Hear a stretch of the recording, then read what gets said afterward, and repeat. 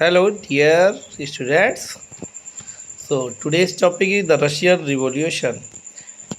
In one of the least industrialized of European states, this situation was reversed. Socialists took over the government in Russia through the October Revolution of 1917. जो socialist थे उन्होंने क्या कर दिया?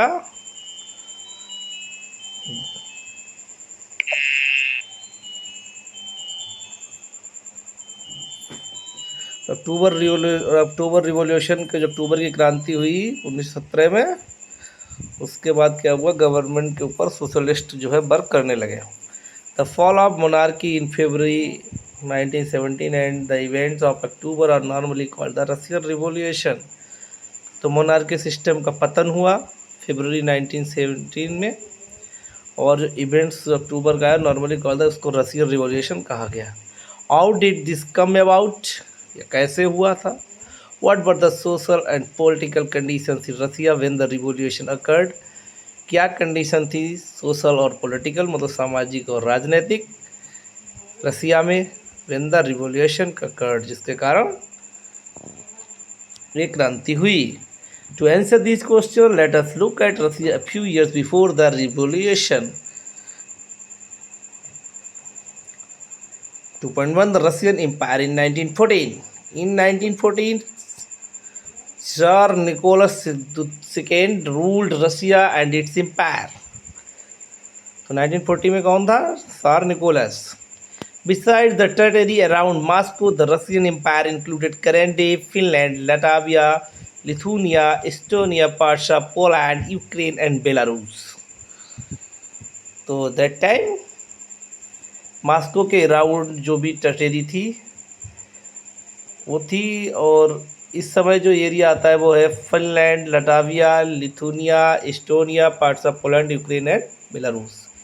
इस समय का जो एरिया है, it stage to the Pacific and compress today central Asian state as well as Georgia, Armenia and Azerbaijan. The majority region were Russian Orthodox Christianity which had grown out of the Greek Orthodox Church, but the empire also included Catholics, Protestant, Muslim and Buddhist. तो majority किस reason की थी? Russian Orthodox Christianity की. Greek Orthodox church. जो empire था वो किसको include करता था? एम्पायर इंक्लूड करता था कैथोलिक्स को, प्रोटेस्टेंट्स को और मुस्लिम्स और बुद्धिस्ट को. Next, economy and society. At the beginning of the 20th century, the vast majority of Russia's people were agriculturists. तो ज़्यादातर जो पॉपुलेशन थी वो कैसी थी? किसान थी या कृषक थी, पीजेंट, जो भी आप समझ सकते हो. About 85% of the Russian Empire's population earned their living from agriculture. तो 85% जो रशियन पॉपुलेशन थी वो कहाँ से अर्न करती थी?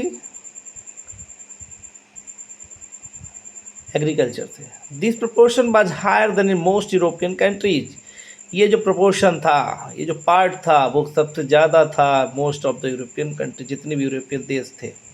For instance in France and Germany the proportion was between 40% and 50%. France में जो था 40% और जर्मनी में 50%. In the empire, cultivators produced for the market as well as for their own needs, and Russia was a major exporter of grain. तो इसके empire के शासन में कह सकते हो cultivator produce for market as well as for their own needs. तो cultivators थे जो किसान थे, किसके लिए प्रोड्यूस करते थे? मार्केट के, अपने के लिए भी. तो रसिया जो उस समय था वो मेजर एक्सपोर्ट क्या करता था? Grain. What is the mean of export? Send to anything to another country. Industry was found in pockets. Prominent industrial areas were St. Petersburg and Moscow. Industry जो थी वो छोटी छोटी थी उस समय. प्रोमिनेंट इंडस्ट्रियल एरियाज थे कहाँ थे? सेंट पीटर्सबर्ग एंड मॉस्को में. Craftsmen undertook much of the production, but large factories existed alongside craft workshop. Craftsman जो थे वो प्रोडक्शन करते थे, लेकिन उनके साथ भी कुछ बहुत सारी फैक्ट्रियाँ भी थी. Many factories were set up in the 1890s where Russia's railway network was extended and foreign investment industry increased. तो 1819 में क्या हुआ, बहुत सारी फैक्ट्री सेट हो गई। फिर रसिया रेलवे नेटवर्क भी बढ़ा। रेलवे नेटवर्क बढ़ा, जब किसी भी कहीं का भी रेलवे नेटवर्क बढ़ता है तो क्या होता है, ट्रांसपोर्ट की सुविधा अच्छी होती है। When Russia's railway network was extended and the foreign investment industry increased, जो विदेशी इन्वेस्टमेंट था वो वहाँ पर ज़्यादा हुआ। इससे क्या हुआ, इंडस्ट्री बढ़ गई। Coal production doubled and iron and steel output quadrupled by the 19th. In some areas, factory workers and craftsmen were almost equal in number. 19th century में जैसे जैसे आए तो क्या हुआ, सम एरिया फैक्ट्री वर्कर और क्राफ्ट्समैन, जो workers थे फैक्ट्री में काम करने वाले, जो क्राफ्ट्समैन थे वो बराबर हो गए। साइड में क्या सीन दिया गया है, अनएम्प्लॉयड पीजेंट इन प्री-वॉर सेंट पीटर्सबर्ग। तो ये वो काश्तकार हैं जो बेरोजगार थे, कब, प्री-वॉर, मतलब जब तक युद्ध नहीं हुआ था।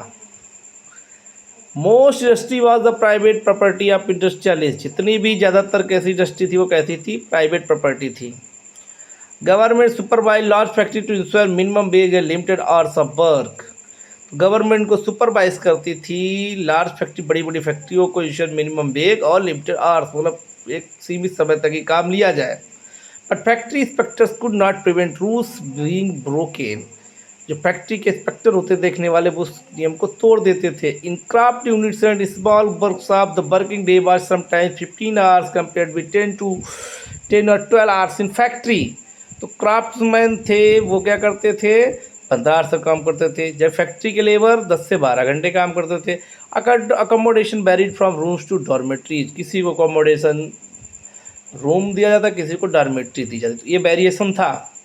Workers were divided social group, workers जो थे वो किसमें, सोशल ग्रुपों में बटे हुए थे, सामाजिक समूह में। Some had strong links with the village from which they came, जहाँ से आए थे जो वर्कर तो वहाँ से उनका अच्छा संबंध था। Others are settled in cities permanently, कुछ जो थे वो क्या थे, परमानेंट सब कुछ छोड़ के अपना गांव का शहर में सेट हो गए थे। Workers were divided by skill, और दूसरा वर्कर का जो डिवाइडेशन था वो स्किल के अकॉर्डिंग था। A metal worker of Saint Petersburg record metal workers considered themselves aristocrats among other workers. तो मेटल वर्कर जो था उसको सबसे ज़्यादा महत्व दिया जाता था। Their occupation demanded more training and skill, इसलिए दिया जाता है कि उसका जो ऑक्यूपेशन है वो मोर ट्रेनिंग और स्किल चाहता है, ज़्यादा मेहनत करनी पड़ती थी। Women made up 31% of the factory labour force by 1914, तो 31% जो था क्या था, वुमेन आ गई थी, ठीक है। But they were paid less than man, उनको मतलब जो मनुष्य होते थे, आदमी होते थे, उनसे क्या है, कम पेमेंट दिया था। Between half and 3/4 of a man's base, तो मैन का जो बेस था उससे उनको हाफ या 3/4 मतलब 50 to 75% उनको पे दिया जाता था, किसको, वुमेन्स को। Next, division among workers showed themselves in dress and manners too, तो डिवीजन भी किस में शो होता था, ड्रेस और मैनर्स में।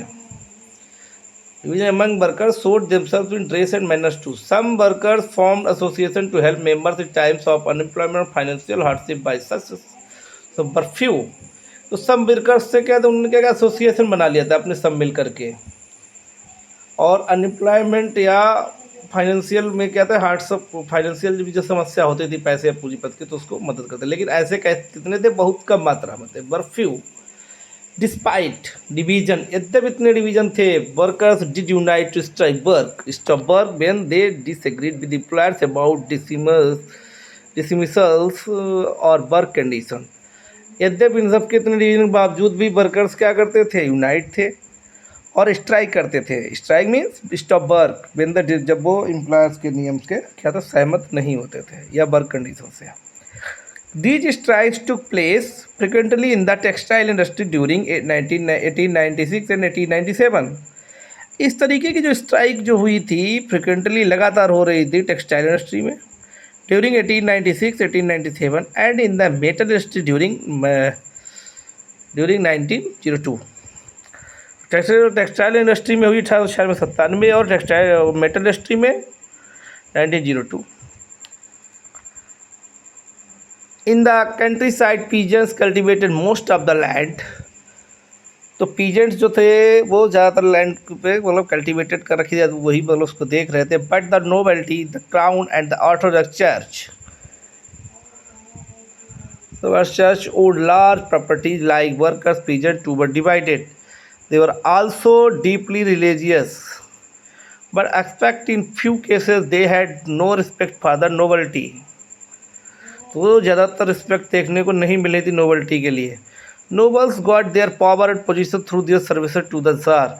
नोबल्स को जो पावर मिलती थी वो जार के थ्रू मिलती थी position, not through local popularity, और उनको लोकल पॉपुलरिटी नहीं मिलती थी। दिस बात या उतना गेन नहीं कर पाते थे, या उनको मतलब लोग इतना मतलब पसंद नहीं करते थे। दिस बाज unlike France fair during the French revolution in Brittany, peasants respected nobles and fought for them. जबकि ड्यूरिंग द फ्रेंच रिवॉल्यूशन में क्या था, ब्रिटनी में जब हुआ था, पीजेंट रिस्पेक्ट करते थे नोबल्स की, and fought for them. Nobles मतलब कुलीन वर्ग। Thank you.